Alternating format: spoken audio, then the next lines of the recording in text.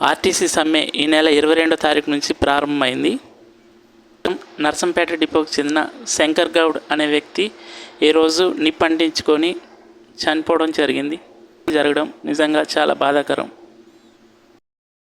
విలీనం చేయాలి, వేతన సవరణ చేయాలి, ఆర్టీసీ సిబ్బందిని ప్రభుత్వ ఉద్యోగులుగా గుర్తించాలి, పీఎఫ్ బకాయిలు, రిటైర్మెంట్ బెనిఫిట్స్ చెల్లించాలి, కాంట్రాక్ట్ ఉద్యోగులను పర్మనెంట్ చేయాలి, 8 గంటల పనిదినం అమలు చేయాలి, పాత బస్సులు తొలగించి కొత్త బస్సులు కొనాలి, యూనియన్ ఎన్నికలు నిర్వహించాలి, మహిళా ఉద్యోగులకు సౌకర్యాలు కల్పించాలి.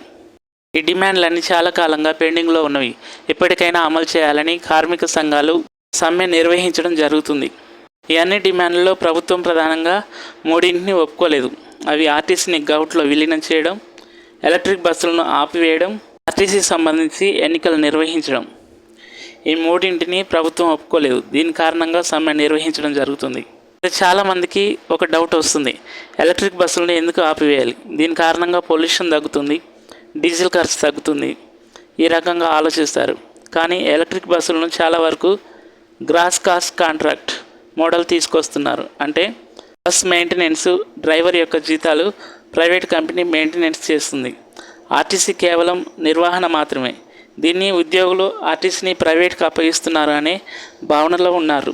ప్రభుత్వం చెబుతున్నది ఏంటంటే ఎలక్ట్రిక్ బస్సెస్ లాంగ్ టర్మ్లో చీప్ అని, అదేవిధంగా పొల్యూషన్ ఉండదు, మెయింటెనెన్స్ చాలా తక్కువగా ఉంటుంది అని భావిస్తుంది.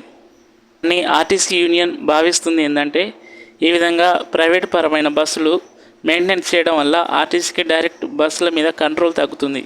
ఇది ఆర్టీసీకి నష్టమే అని వారు భావిస్తున్నారు. అదేవిధంగా ఉద్యోగులకు ఉద్యోగ భద్రత అనేది ఉండదు.